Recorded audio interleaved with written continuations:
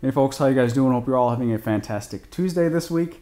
Other than the fact that I've got a little bit of a cold going on, I'm having a great day. So I apologize if I sound nasally or sound like I'm mouth breathing, because that's probably the case. Two videos on my main channel published since the last vlog video. One of them was on making this mallet, making a few of these mallets actually. And the goal of this particular project was twofold. Number one, to make some gifts to give away. It's the holiday season. Being able to give is really nice. And number two, selfishly, most importantly to me, I wanted a day in the shop to where I could just have fun and be productive. So I thought, well, you know, a mallet project would get rid of a few scraps. If I'm making one, might as well just make a few. So I made 4, and it was a successful day in the shop. I got out here and primarily focused on woodworking, primarily focused on having fun doing what I'm doing, and secondary on the camera side of things. So a success in my book, but that's the reason why the video was kind of a, video was a talking hands video. I didn't really do any explanation, didn't really show my face, I think, until the end. I think that was the case. Just talking hands and watching something get done. So that's that. It was a fun, quick win day, and no complaints there. The reason I wanted to do a couple things like this, like I said, is a break between larger projects. The dartboard cabinet was completed, and that video was published. So was a compilation video of the entire build, all of the previous footage that I released. I just put it all together and released one video that was an hour-and-a-half long, which I completely understand. That's pretty long for YouTube standards, and not a lot of people watch YouTube at that length. So for the people who are interested, it's there, and great feedback on it, by the way. So as far as the business side of things, the views just really weren't there on this whole project, which is understandable. Like I said, it's long-form content. But the amount of quality feedback that I received was tremendous and very much appreciated, and also great for me to learn from a business side of things. So thank you guys all for the feedback on all the videos for that particular project series, and we'll see what happens as far as the future and that style of video. So what's next? Let's see, a couple questions. First off, the dartboard cabinet. The consensus by far is it looks too nice to throw darts at. Don't throw darts at it. It's going to get full of holes, and I completely agree. The reason why it is a dartboard cabinet is when we realized the mistake, we wasted the better part of a day trying to come up with something to keep the ball rolling and salvage the project somehow. And after trying this, it didn't work. Trying that, it didn't work. Just going through all kinds of stuff. We walked out here, I looked up at the dartboard, and I was like, well, let's make a dartboard cabinet out of it. So that was, at the time, the best bet, and that's what we did. We made a dartboard cabinet out of it. Will it always be a dartboard cabinet? Probably not. Anybody who gets it basically has the opportunity to change it however they want, but the easiest thing that can be done, and the thing that, in my opinion, would look probably the best, is to just remove the dartboard cabinet. It's 6 screws holding it in place, and then put a mirror in its place. So at that point, you can hang it on the wall, kind of like an accessory to a half bar kind of situation, so that you have basically a beautiful like whiskey cabinet or liquor cabinet or something like that, to go in like a man cave or woman cave, or just a fun space. And at that point, it can be appreciated for the style of the build and the wood and all that, rather than just being pegged with a bunch of darts. So that's what I hope happens out of it, but ultimately it's up to whoever owns it to do something with it. And as far as that goes, we're not exactly sure what we're going to do with this thing. Sell it, auction it off, I don't know. I still have to discuss that with Sean. If you are interested in it, be sure to contact me, and I'll have my email address, j@jacecustomcreations.com or jacecustomcreations@gmail.com if you're interested in this dartboard, and we'll go from there. But that's that. Another big question was the type of finish that I applied. I just regular garnet shellac. This is the first time that I mixed up garnet shellac, well, any type of shellac by myself. This is the flakes that I used. Bought these off Amazon. There's quite a bit in here, and if you do the math, mixing your own, not only is it like crazy easy, it's less expensive and less wasteful than buying it by the can. You know, there's a convenience thing there. But because you can mix up your own and control the quantity, you generally don't waste, or I don't see myself wasting any of this, unlike the cans, which I do have a couple that are wasting away. So that's that. I used the shellac on the mallets as well, and another question about the mallets is the size looked a little bit off. Maybe they're a little too skinny, and my thinking behind that is I was just making mallets and sizing kind of this based upon the size material I was working with. Ultimately, anything that you have in your hand that has mass can be used as a mallet. And my thought process is make a mallet, try it. If it's too big, make a smaller one. If it's too small, make a larger one. You can never have too many of these things. And don't make a bunch of them that are identical, because then you only just use one of them, right? So that's the way I think about these anyway, because I have a bunch of these mallets and each one of them has different uses. So I've got, this is a heavy oak mallet, a Sean Stone mallet. And this is fantastic.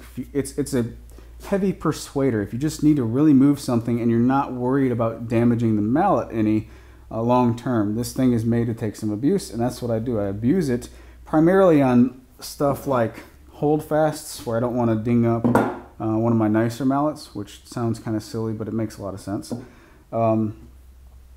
And stuff where you just need to generally persuade and no accuracy kind of thing, just move some stuff. So this is one of my mallets, and then this is the square mallet that I made, Thor style mallet that I made in my first mallet video. This is my favorite one for chisel work because, number one, it has a really wide face. All of the force is on this side of the mallet, not down here in the handle. So you can be a little bit less precise when using chisels, and no matter which way you set it, it's always really easy to grab the handle. So this is my favorite chisel mallet. And then this, excuse me, this is a, excuse me, a brass-headed mallet that was a gift from David Barron. He makes these and sells them. I think this is Kingwood, which is beautiful, by the way. He uses these for chisels, and personal preference in my opinion, I'm not a fan of using this on chisels because of the small surface area right here, and you have to be just a little bit more precise when you're hitting the top of the chisel.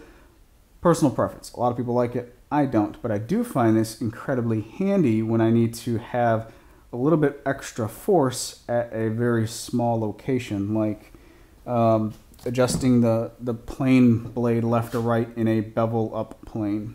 Stuff like that, and various other situations where I need a very precise location for force. And then this guy, which is kind of what I based this one off of, but tried to be a little bit unique and a little bit different.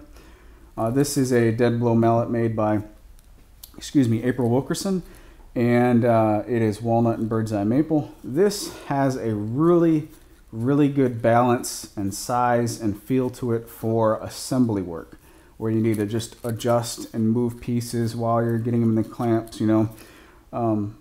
This is just a really good all-around mallet, and it's got leather on the faces. I don't use it much for chisels because I do prefer this one, but that's the thing, that there's 5 different mallets here, and pretty much 5 different situations that they could be used in. You realize when you have options that you reach for certain ones more so in certain situations. So as far as a standard size of a mallet, I think that's pretty much non-existent. All I can say is make a couple different sizes and figure out which one you like for your situation. A couple other things on my list. Number one, a shout out to Jock Jock Bosutil. Hopefully I pronounced that right. Anyway, Jock, he helped me out quite a bit with some technical situations that I was having, and I want to just give him a quick shout out here. And if you guys are on Instagram, check out his Instagram page. I'll have a link to it in the description. Just a shout out and a thank you for the help that you provided. I appreciate that. Coffee table is probably going to be the next piece of furniture I build here in the shop. My wife wants one. I want one. That's been on the list forever, so it's moved to the top of the list. As far as the style coffee table, it's either going to be a somewhat Krenov style or inspired base or a trestle base. My wife and I really like exposed proud joinery. So if we go with the Krenov style, which is it's going to lean a little bit more towards lightweight and I guess thin looking base, or the trestle table, which will be the exact opposite of that, just big beefy trestle, probably hickory. I've got a couple hickory slabs that I'd really like to get into. Those are the two options that I need to come up with designs for and present those to my wife and see which one she likes the most. But both of them will allow opportunities for proud exposed joinery that we both like. So that's probably going to be the next project. In a couple weeks, I'll probably get started on it because I'm going to take a little break going to see my family next week for the holidays. Break from this shop anyway. I don't know if I'm going to be taking a break from actually making stuff because two opportunities that I'm smiling about. Number one, my brother has expressed quite a bit of interest in hand tool woodworking, so I'm going to take a bunch of this stuff and I'm just going to have a good time hanging out with my brother, talking woodworking, which is something we've never done before. So that's cool. Number two, my dad wants a bunk bed for his grandchildren, and I've got a bunk bed planned, so that might be a fun project to make with my dad. So that's probably going to be something I'll be doing next week. Whether or not I record any of it, hopefully I will. I'm definitely bringing my camera and all that stuff, so we'll see. There might be some content out of it. The next thing is a quick shout out to Jock Bosutil. I hope I pronounced that right. Jock Bosutil. Jock helped me out quite a bit with a technical issue that I was having, and I just want to say thanks. I very much appreciate that and give you a shout out back. And if you guys or if you guys use Instagram, I'll have his Instagram on the screen and in the description. Check his stuff out. Thanks again. I very much appreciate the help you gave me there. Next up is I still get a lot of questions and comments on my leather shop apron. I put a video out on my second channel. Check it out if you're interested. I'll have a link to it.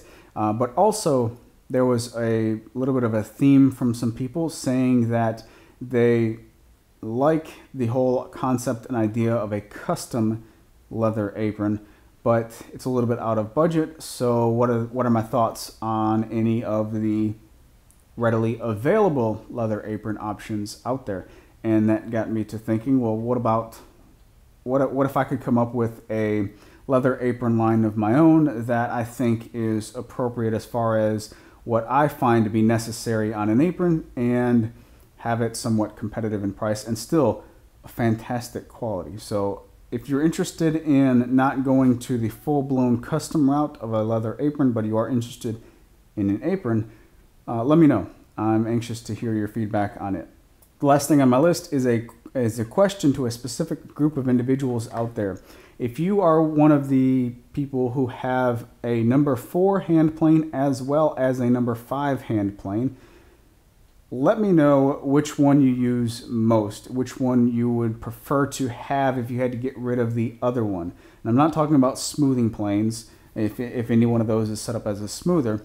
The reason being is I have a 4.5 that is, I pretty much keep it set up as a smoothing plane. I love it. It's fantastic. It does a great job. I no longer have a number 4 hand plane. I think a year and a half ago, something like that, I actually sent it to somebody. Somebody inquired about getting their first hand plane, and I had one, and I just sent it to them.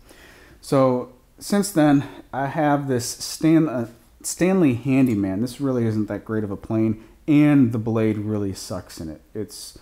It dulls so fast, and I could just get a replacement plane blade for it, but this isn't mine. This is actually a neighbor friend of mine that I'm just using it, so it doesn't belong to me.